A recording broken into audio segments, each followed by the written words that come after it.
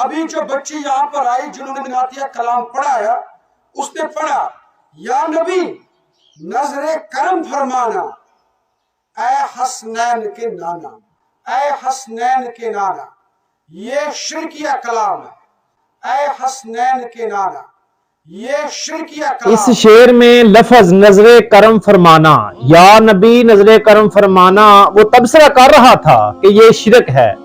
ارے آپ کیسے کہہ سکتے ہو کہ یہ شرک ہے؟ یاد رکھیں اس لفظ یا نبی نظر کرم فرمانا کو شرک کہنا بہت بڑی بدبختی اور جہالت ہے۔ اللہ کے بندو، یا نبی نظر کرم فرمانا، یا نبی نظر کرم کیجئے، یہ تو اللہ کا حکم ہے کیسا کہنا؟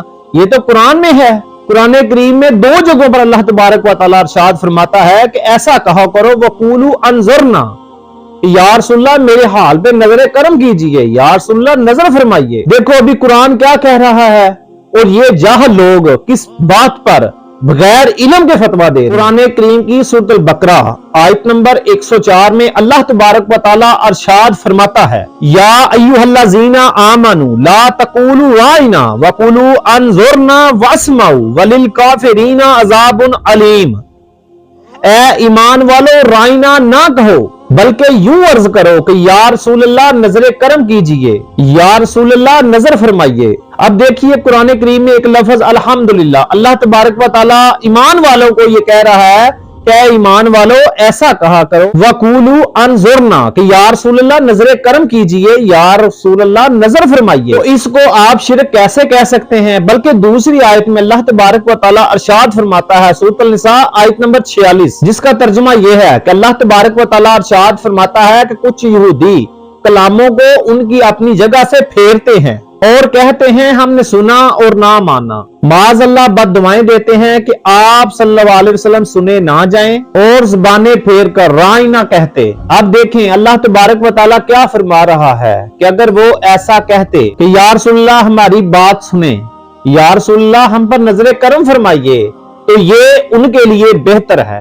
یہ کہہ کون رہا ہے؟ اللہ تبارک و تعالیٰ قرآن کریم میں۔ پتہ چلا اللہ تبارک و تعالیٰ کہتا ہے کہ ان کے لیے بہتر تھا، مین کہ بہتر چیز کیا ہے؟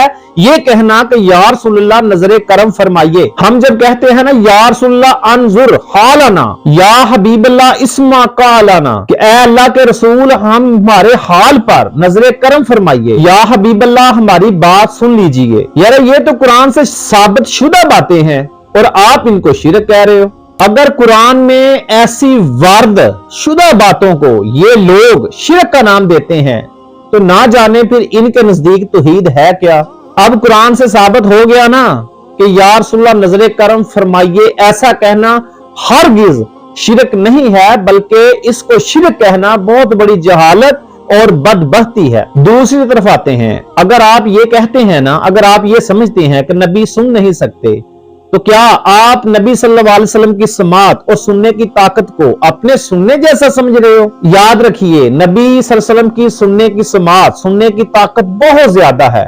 لہذا ترمذی شریف کی ایک حدیث ہے کہ حضرت ابو ذر رضی اللہ عنہ روایت کرتے ہیں کہ نبی کریم صلی اللہ علیہ وسلم نے فرمایا کہ میں وہ دیکھ سکتا ہوں جو تم نہیں دیکھ سکتے، اور میں وہ سن سکتا ہوں جو تم نہیں سن سکتے، یہاں تک کہ آسمانوں کی چرچراہٹ بھی۔ اب دیکھیں آسمان اور زمین کا جو ڈسٹنس ہے نا، جو مسافت ہے، یہ 500 سال کی ہے۔ تو اللہ کے نبی صلی اللہ علیہ وسلم زمین پر اگر آسمان کی چرچراہٹ سن سکتے ہیں تو زمین پر رہتے ہوئے اللہ کے نبی صلی اللہ علیہ وسلم اپنی امتی کی پکار بھی سنتے ہیں اور اپنا درود بھی سنتے ہیں۔ قرآن کریم کی سورہ نمل میں وضاحت کے ساتھ یہ بیان موجود ہے کہ سیدنا سلیمان علیہ السلام نے 3 میل کی مسافت سے چیونٹی کی آواز سن لی تو آپ نے آواز سن کر تبسم فرمایا۔ تو اگر سلیمان علیہ السلام کے سننے کی طاقت کا یہ عالم ہے تو وہ نبی جو نبیوں کے امام ہیں، ان کے سننے کی، ان کی سماعت کا جو عالم ہے وہ کیا ہوگا؟ سبحان اللہ۔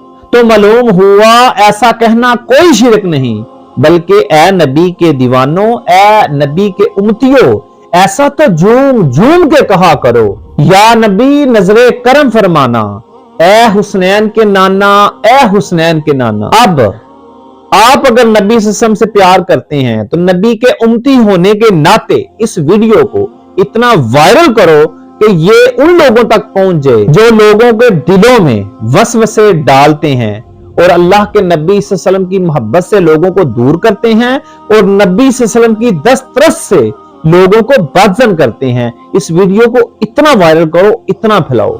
अल्लाह तबारक व तआला से दुआ करते हैं कि अल्लाह तबारक व तआला हमें दीन में समझ अता करे और हमारे दिल अपने महबूब की मोहब्बत से मुनव्वर फरमाए। आमीन या रब्बल आलमीन।